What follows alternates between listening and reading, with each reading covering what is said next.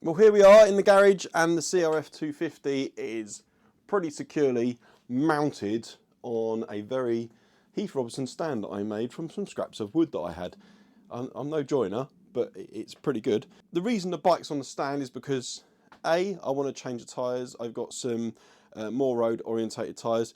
The Michelin ones are great, but I just don't use them off-road enough. I'm more on-road and really only light trails. I've also noticed the chain is actually broken. On some routine maintenance the other day, I noticed that the chain was actually split in a place, so that needs replacing as well. I was just going to replace it with a split link, but I've decided to go whole hog and replace chain and sprockets as well. I've already loosened up the axles front and rear before I put it on the stand. Getting it on the stand was a bit of a mission, but I got there in the end. So that now I can just undo a few nuts and bolts, ready to take the wheels off, and hopefully the bike will stay nice and stable where it is. So without further ado, let's get on with taking the wheels off. First of all, I cut the chain off with a standard angle grinder. Then I removed the rear back wheel, which is a pretty straightforward job.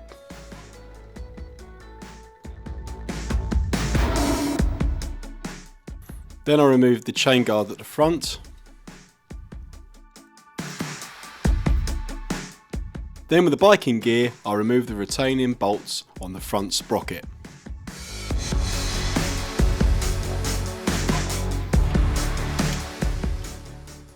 Then the sprocket retainer.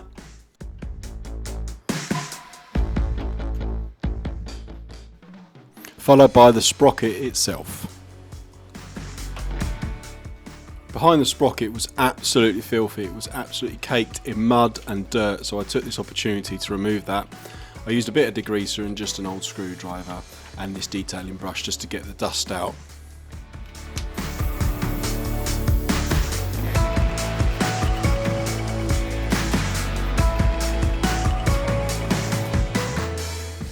You can see how much dirt's come out just from a small area. It was unbelievable actually. I'm glad I got round to cleaning it out.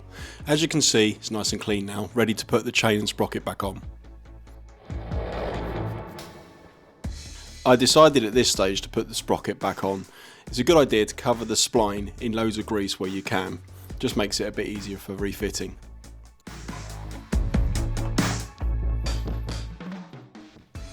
Followed by the retaining clip, which I just made sure was nice and clean before reattaching to the bike.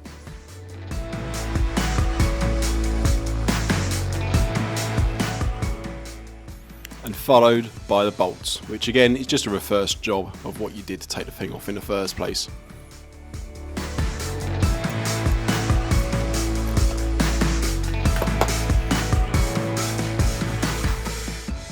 I then decided to give the back end just a bit of a clean up, nothing special, just a bit of a spray with some degreaser and a nice oily rag.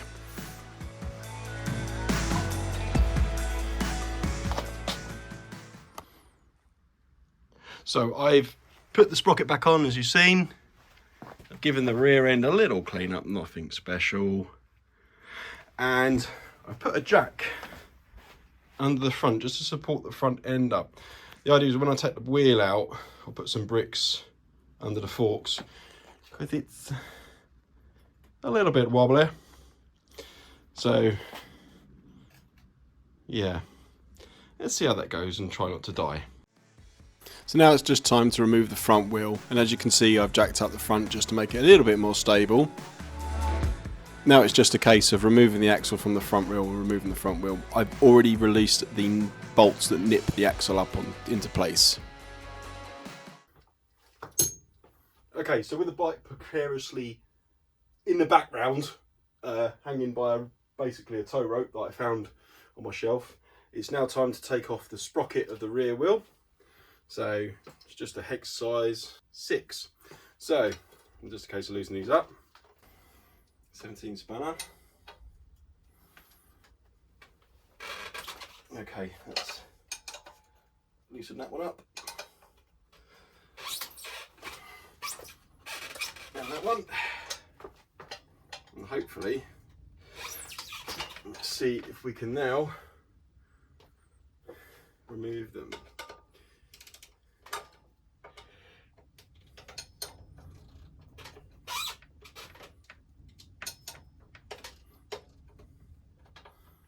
There we go. So that's freed them up.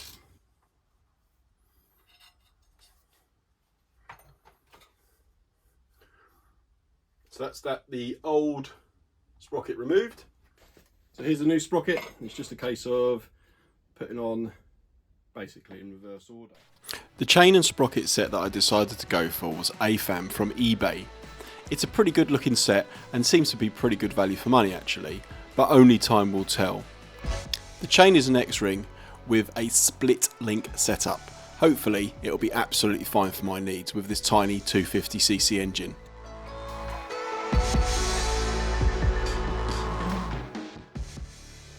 Now I'm just going over the bolts, tightening them up where I can, and I will torque them up when I've finished. That's the sprocket all now tightened up. I haven't torqued it up yet because my torque wrench is far too big and I can't get the smaller sockets onto it, so I need to get a reducer. So what I'll do is I'll torque that back up when it's on the bike. Now what we need to do is get some new tyres fitted. The ones I've chosen are the Continental Twin Duro. So basically the idea of having these is that they're a bit better on the road than the Michelins. So I'll see how I get on with these. Plus they were also free, so there's no point in not trying them, and we'll see how we go from there. So now it's just a case of loading the wheels and the tyres in the car, taking them down to my local mechanics to get them changed over. I must admit I was quite surprised about how much it costs to change tyres over, even on loose wheels, so maybe next time it's something I need to do myself. If you check out my social media, my Facebook and my Instagram, I put up a post about how much this actually costs, and people are quite surprised by this themselves also, but most people would have attempted changing the tyres over themselves, so it's definitely something I'm going to look into in the future. Anyway, let's get on with it. Now that we've got the tyres changed over, it's just a case of fitting the wheels back onto the bike and refitting the new chain.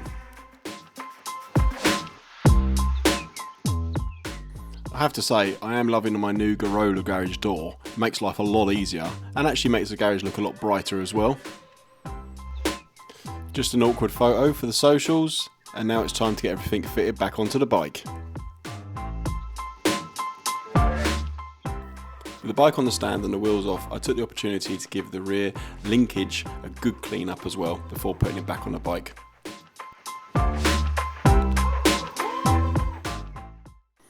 Refitting wheels can be an actual real pain in the backside.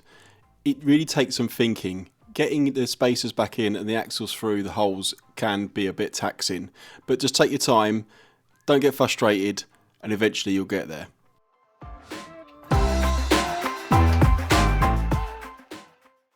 Once I've got the wheel offered into place, I've got some just bog standard car grease, bearing grease, and just get your fingers right in there, lube up all the bearings. It just makes it much easier when you're taking the wheel off next time around, and it also gives a good level of protection from water ingress.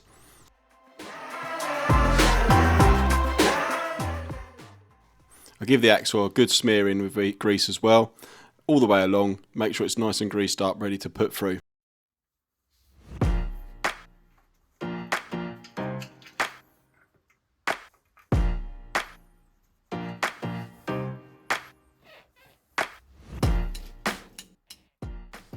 At this stage I put the spacers in on the left hand side, put the axle through, and then offer up the spacer on the other side, and hopefully the axle will meet up with the thread on the other leg. It's a theory, doesn't always work, and it takes a bit of fiddling to get right.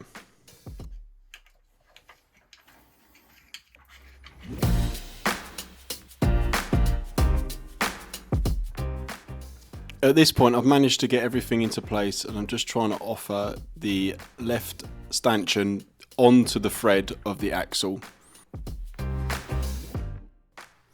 Once it's in place and it's taken the thread, you can then obviously start to tighten things up.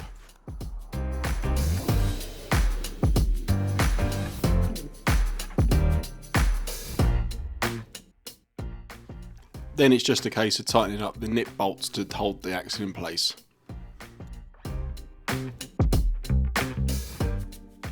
Next up, it was just a case of installing the rear wheel. Again, just a reverse order, just as fiddly as the front, and I think I managed to get my 45 minutes of frustration into this few seconds of video. Then I go and grab the chain. Lay it down next to the bike on a nice clean rag, cleanish at least.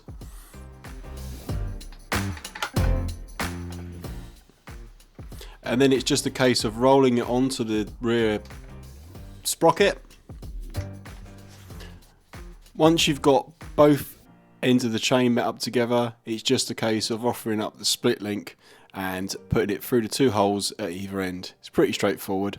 Normally a split link will come with a little bit of grease with it as well. Make sure you cover all the O-rings and everything else, the rubber parts, with a big helping of grease.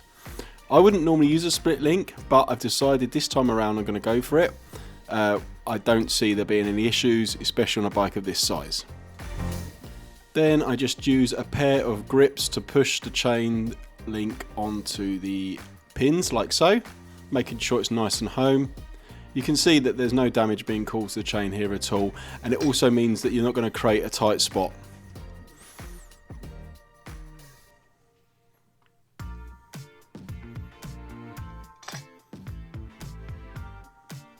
Once that's done, you offer the split link up to the chain.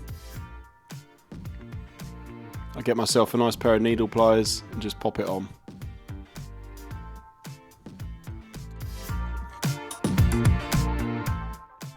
I'll be brutally honest here, I had a real pig of a time getting the split link on, but eventually it went, and here it is on the bike. I found it easier at the top end of the chain. Just roll it round, make sure that the chain's working okay. Then I refitted the chain guard.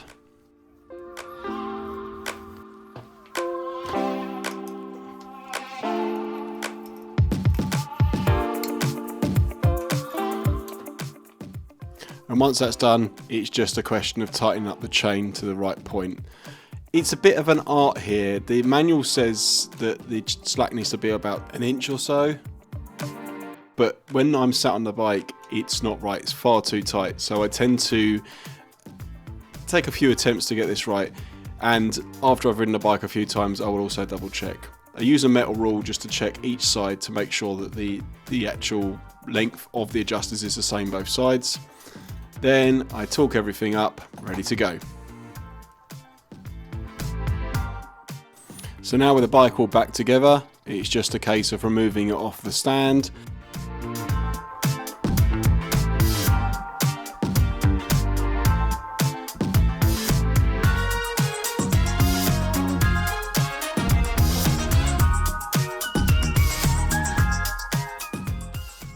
I'm actually still really impressed that my stand worked really well, considering I hashed it together a few screws and a few bits of wood that I had laying around the garage. But it did the job.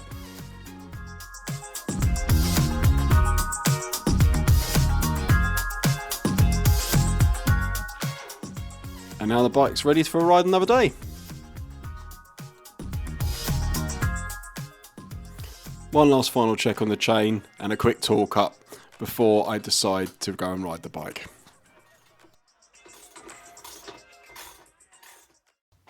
Well, that's it. The CRF is now back to running condition. Chain's fixed and the tyres are replaced. So all I've got to do now is test it, get out for a ride. So thanks so much for watching. I hope you enjoyed the video. If this is your first time watching the channel, please give me a thumbs up, give me a subscribe. It really helps the channel to grow. At this stage, as I'm just recording this video, I'm just short of 2,000 subscribers. So if I can get to that, that will be amazing.